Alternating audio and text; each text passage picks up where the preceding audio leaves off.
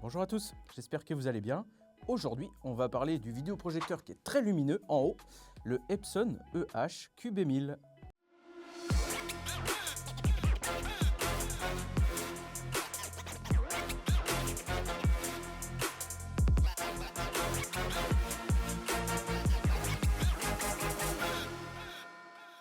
Le vidéoprojecteur EH QB1000 de chez Epson est un excellent produit sorti il y a déjà quelques mois.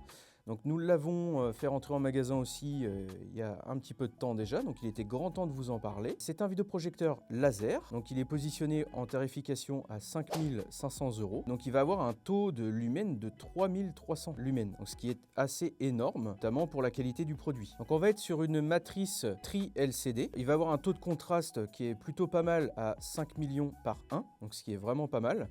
Donc si on le compare avec le Sony 5000, qui est pareil un très bon produit qui maintenant est positionné un petit peu moins cher.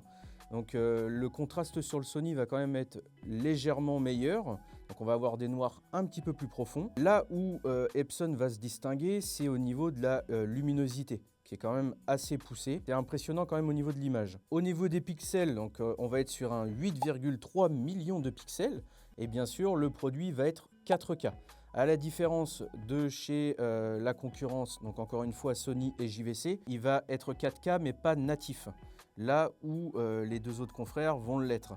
Donc lui, en fait, il va travailler donc avec un nouveau processeur, le processeur QZX, donc nouveauté sur ce vidéoprojecteur-là de chez Epson. Et en fait, chez Epson, on va fonctionner par superposition d'images. Donc c'est-à-dire que vous allez avoir deux images en Full HD, donc 1920 par 1080 pixels.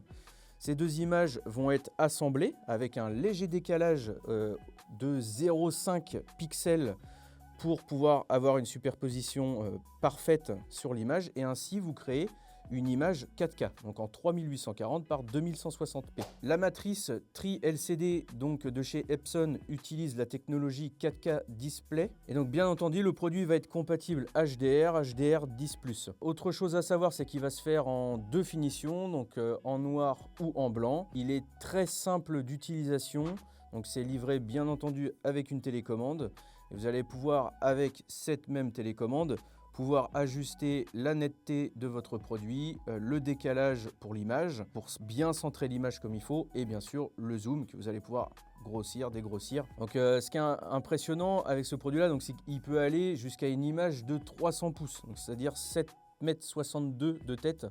Donc c'est assez énorme, et il peut également faire une image relativement petite. Donc vous pouvez faire tout avec ce produit. Là où c'est intéressant aussi, on va retrouver donc au niveau des connectiques à l'arrière deux HDMI, dont un iArc, et on va être sur du HDMI 2.1, donc la norme la plus évoluée à ce jour. Donc il va pouvoir prendre en charge le 4K jusqu'à 120 Hz. Et pour ce qui est des fonctions gaming, donc avec du 20 ms. Donc on va être quand même sur quelque chose de plutôt bien pour du vidéoprojecteur, même très bien pour du jeu vidéo. Bon, après, ça n'égalera pas ce qu'on va retrouver sur les téléviseurs ou bien les écrans de PC, où là on peut aller jusqu'à du 2,1 ms. On va retrouver aussi au niveau de la connectique donc un trigger out. Donc si vous voulez par exemple commander en même temps votre toile, donc si vous voulez qu'elle s'allume et descende en même temps, si vous avez une toile électrique fixée sur support mural ou bien directement encastré dans le plafond. On va aussi retrouver un port LAN RJ45.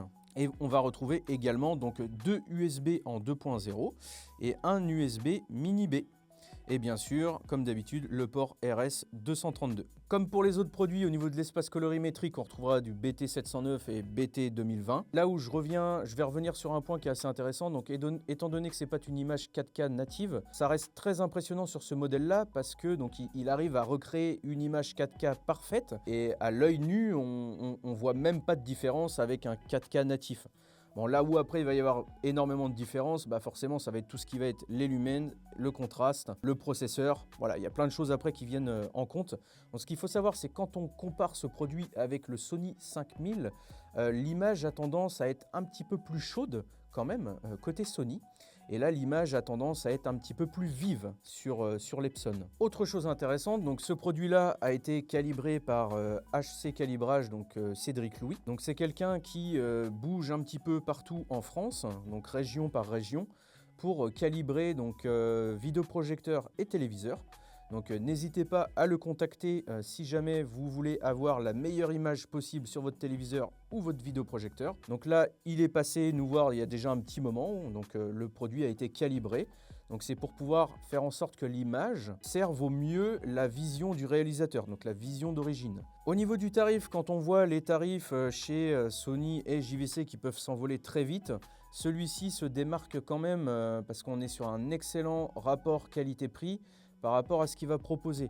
Donc ok, il est dépourvu de 4K natif, donc ce qui fait que le produit est un petit peu moins cher en général, mais on va retrouver donc une luminosité qui va être vraiment assez exceptionnelle à ce tarif-là. Donc je vous invite à ne pas hésiter à aller dans un magasin qui aurait une salle de cinéma et qui aurait ce produit en démonstration pour voir un petit peu toutes ses performances. Nous en tout cas, il est disponible chez nous actuellement, donc n'hésitez surtout pas si vous voulez avoir une démonstration dans notre salle cinéma. Voilà pour la petite présentation de l'Epson, donc n'hésitez surtout pas, si vous voulez en savoir plus, l'espace commentaire est là pour ça. Et moi je vous dis à la fois prochaine pour une prochaine vidéo. Allez, salut!